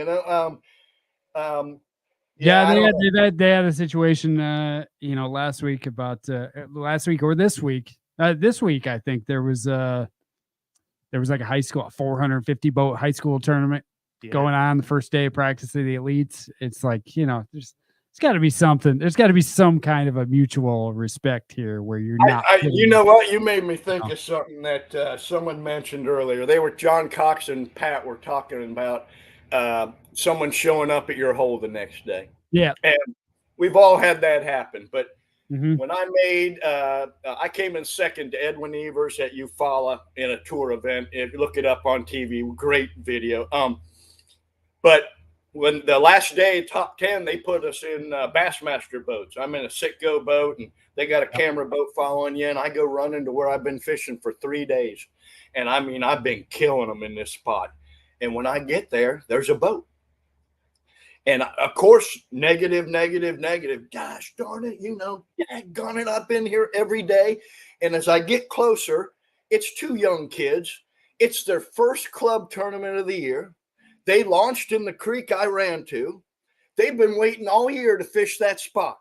Yep. And when you look at both sides of it, it's like those kids didn't run in here to mess me up. I'm messing them up just as bad, And it's you communicate and you try to always look at both sides of it, You know when someone's screwing you over, but you also know when, man, we've just run into each other. You know, this is a shame for both of us. Neither of us want any ill will here, but our venues are public, and that's part of tournament strategy. Everyone deals with that. You know, everyone loses a fish. That's why my wife says, never get on the stage and talk about the ones you lost. I hate guys that say that.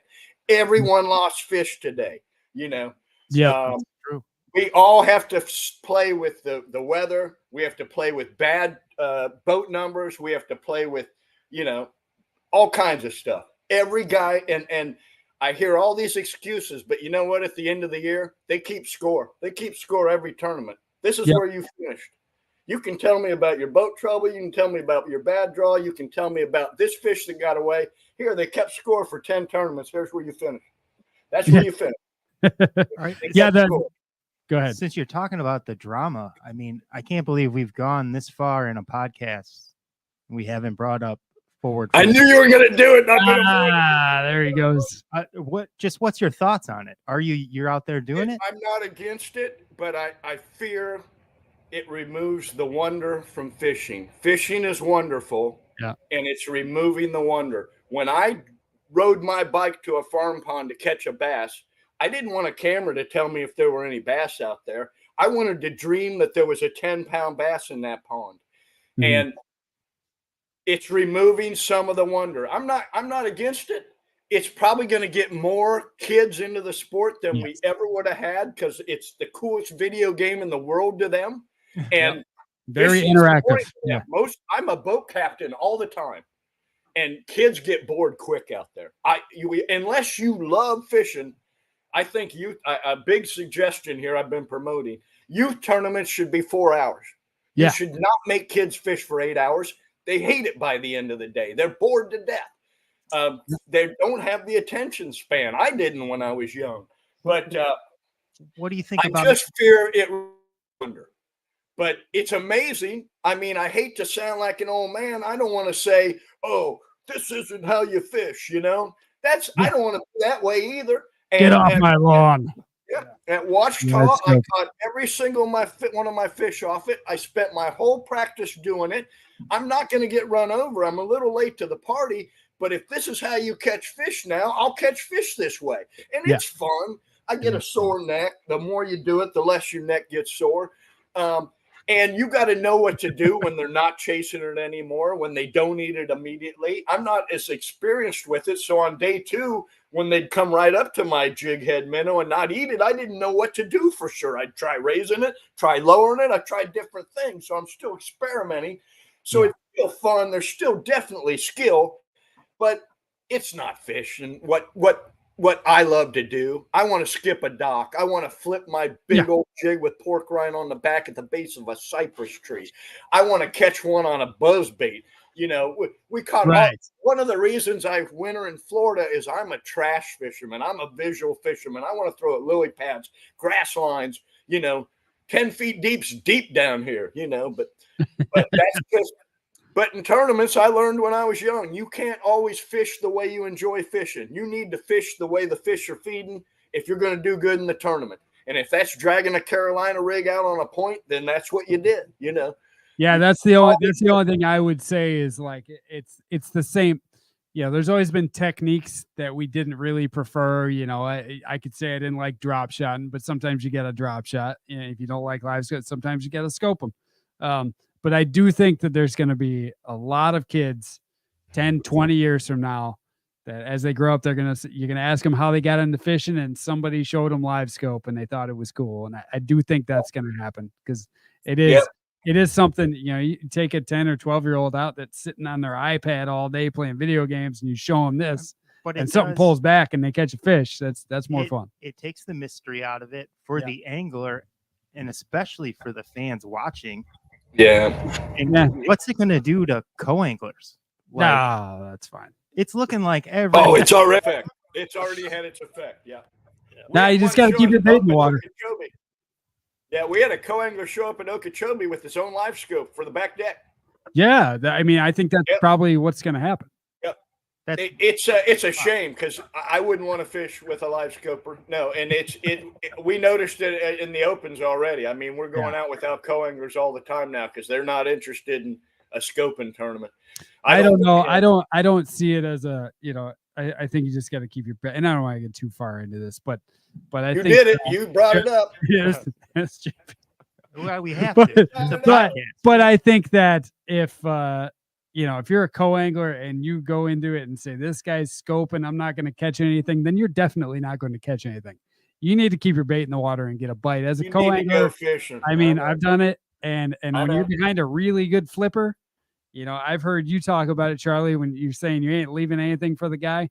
You still got to flip. You still got to flip. And if you're out there in the middle of nowhere, you still got to cast. And if I tell him scoping around fish, he's around fish. So get a bait out there and you'll luck into one. You only need 3 at the opens as a co. There's been a lot of money won off my back deck. I tell my co-anglers that, dude. I go, I'm not the best fisherman on this lake, but I'll put us on them. We're going to be on fish today. I had a co-angler once tell me, he goes, oh, I was so excited when I got paired with you. My dad and I follow this.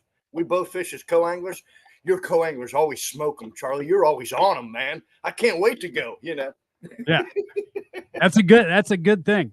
If you're around them, you're around them and they're going to catch them. Anything outside of the live scope and anything that you, in tournament bass fishing that you'd like to see happen, or anything new that you've been wanting to happen, again, separate from the live scope. But yeah, no.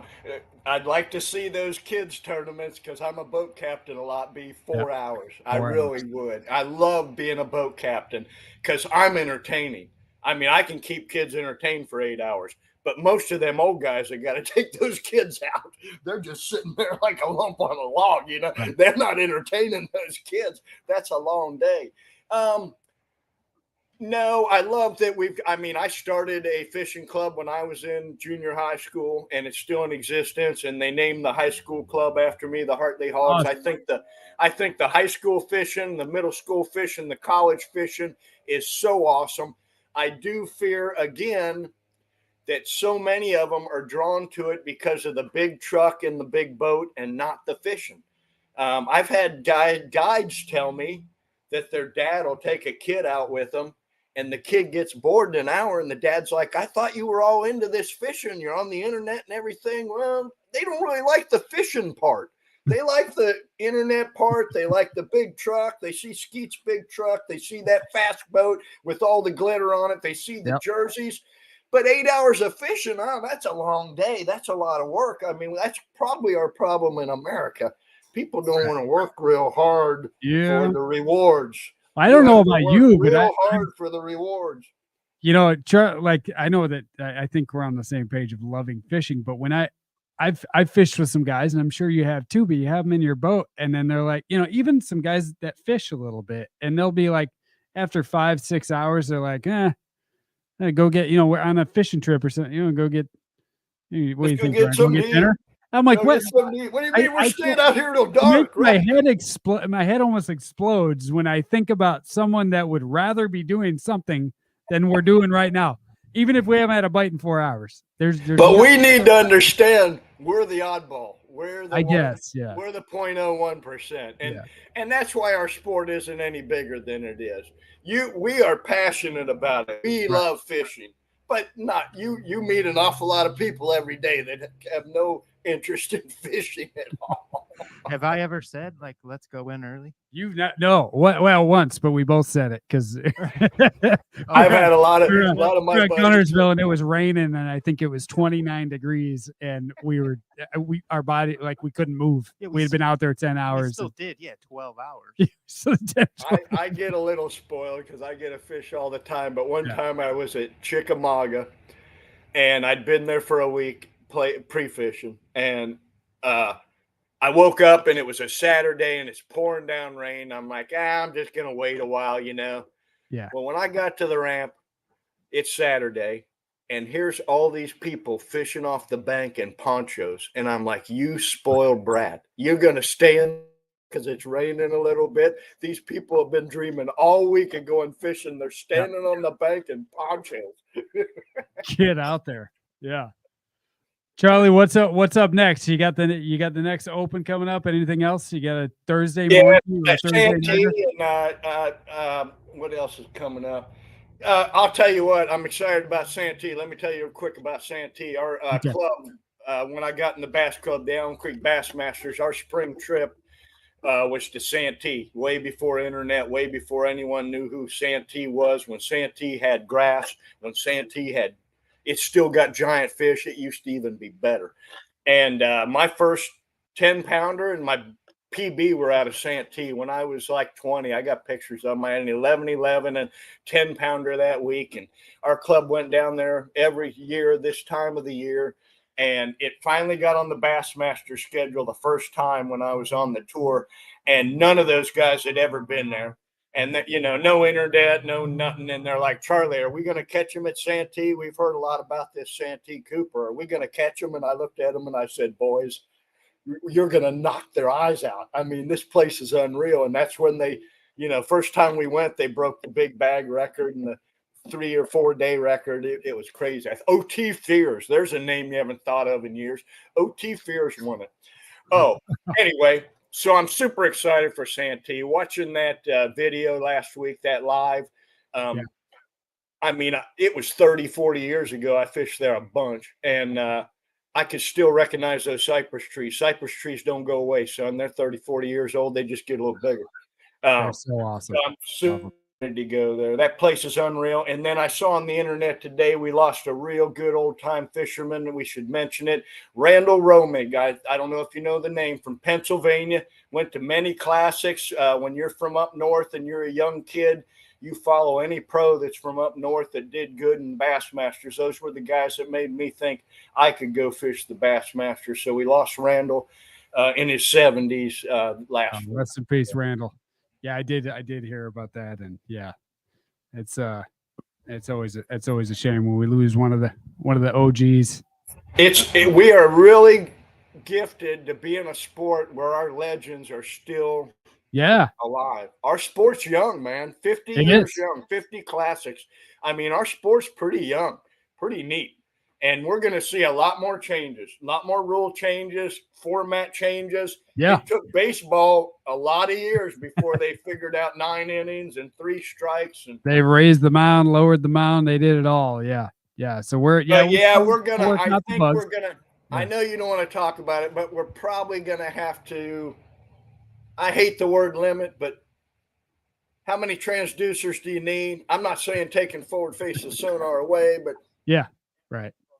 Yeah. I don't really want to see him when I'm running 60 miles an hour. I mean, I don't want to be able to see him when I'm running 60. You're supposed to look at where you're going. That's next. Next, we're going to see him when we're going 60 miles. Yeah. That becomes a safety thing at that point. If you're not looking at where you're going, that's a problem. But yeah, Santee Cooper, and then I got maybe 4 or 5 weeks off before the next Bassmasters, and I hope to come back here and then not go back up north till after the like Logan Martin or one of those. Well, go win that thing. Go win one of those. Hey, you did a great job, dude. You did a great job. Thank you, Charlie. I appreciate that, man. Big shoes to fill. Pat is like you said, he's exceptional. He's a very exceptional person. Yes. Yeah. I watch him when we do a lot of things that I'm like, I would be shaking like a leaf if I was doing this right now. And he's just like, yeah, what are we doing? I'm like, he's scared. He's just not telling you. He's scared. I seen him nervous one time interviewing Rick Clunn. That's his hero. That's the only time I saw a little bit of a finger twitch. That was it. Coolest dude on the planet, Rick Clunn. Coolest dude still on our planet. Yep. What's that, Josh? Speaking of being nervous, like you were saying there, I mean, we've got Ryan here, we got JP and myself. I mean, we just when we hear Charlie Hartley in general, I mean, you're the guy you're the cool guy in fishing. You're the guy that makes us smile. And a little bit earlier, I almost swore that I saw John Cox and Brandon Lester smiling too when they heard your name. Yes. Is that how big of a weight on your shoulders is that, being the guy that everybody looks up to in fishing? I mean, you have to be the guy that if somebody thinks of, smiling and having a good time fishing and just really loving it, you're the guy. That's what makes me smile is those guys saying that. The reason I go to these tournaments is so many people say so many nice things to me. that I want to be there. I had a co-angler the other day, and we headed out through getting our number called, and he looked at me and he goes, "Are you the mayor of Bassmasters? It's like everyone knows you. Everyone says hi. Everyone says have a great. Are you the mayor of Bassmasters?" I go, "No." Just say yes. Just say yes. That's all it is. All right, Charlie. Hey, we had a blast with you, Charlie. Thank you so much for coming on. Really appreciate it. We're rooting for you. We want to see you back in the Classic. I want to see you keep hosting because Pat's moving on to bigger, better things, and you're going to be the new Stray Cast, the new face of Stray Cast. So you better start letting that hair grow. I don't know if it's an option anymore. I'll grow it from my face. We'll go longer there. Thank you so much, Charlie. Good job. Really Thank you. I had fun. Thank you very much. And hopefully I'll see you on the water again shortly. I hope you come fish again. Come on. I will. Fishing. Got to raise those. Got to save those pennies. What So are they we'll be doing? back. Go. Yeah. Thanks, Charlie. Bye, buddy. Take care, man. Charlie Hartley. Awesome. So fun. So I guess all we got to do now is give away some prizes, right? Prize time. Oh boy. Prize time. Yes. Yes, sir. All right. So where should we start here? Let's start with the tin cup. The tin cup fun pack. The winner for the tin cup is Vernon Sanchez. Vernon Sanchez, congratulations. You want a tin cup fun pack? Please message J.R. Ewing at Rockin' Shoal Fantasy at the Straycast page. You're going to direct message Straycast, but mention J.R. Ewing, Rockin' Shoal Fantasy, and he will get that over to you. And the Berkeley winner, courtesy of John Cox and Pat Renwick, is Justin Sears. Justin Sears. This is going to be an awesome pack. I know that. I know that John is very generous with this prize packs, and you're going to love that. Justin Sears, please message Straycast, direct message. And we need, you know what? We need one more. We need one more. Andy, are you there?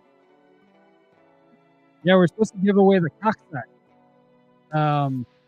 Andy, if you could grab a winner clip and or if you just want to come on and announce it, that would be awesome. But that cockside, that is a very limited edition. Yeah, well, I believe it caught a 20-pound bag.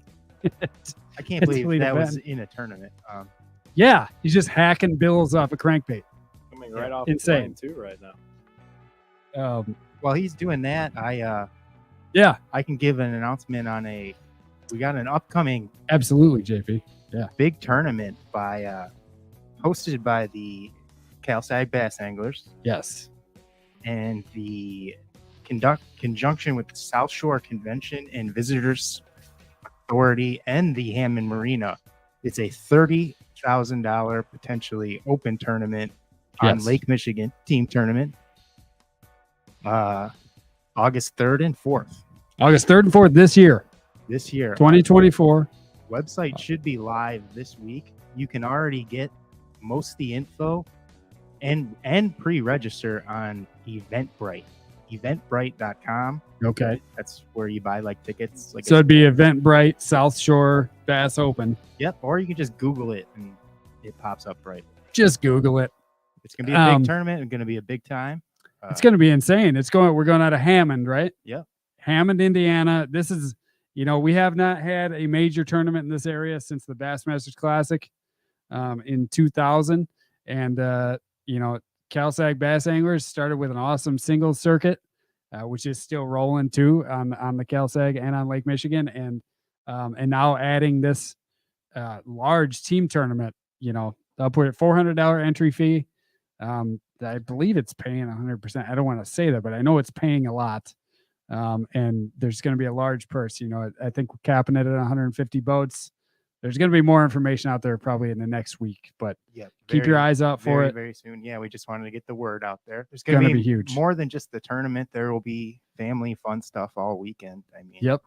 Right. You got it, Ryan. Full stage weigh-in and vendors and whatnot. Andy, you got another name? Oh, we got it. We're going with the winner of the cockside, the special John Cox crankbait that caught him a bag at Toledo Bend. Michael Hunt. Michael Hunt. You want to congratulations. Mike Hunt. Yep. Mike Hunt. Yep. He's saying it. Michael Hunt. Congratulations. You won the Cox side. So please direct message Stray Cast. And congratulations again. But thank you everyone for watching. Thanks to our sponsors, White River Knives, Omnia Fishing, Sims, Bob's, Machine Shop, Impulse Lithium, Power Pole, Tin Cup Mountain Whiskey, Berkeley Fishing, Abu Garcia, and Waterland Sunglasses, and of course, Calsag Bass Anglers. Thanks everybody. Thanks JP. Thanks Josh. Thanks Pat. Thanks John Cox. Thanks Brandon Lester. Thanks Charlie Hartley. See ya. Peace. Later, Bass Galaxy.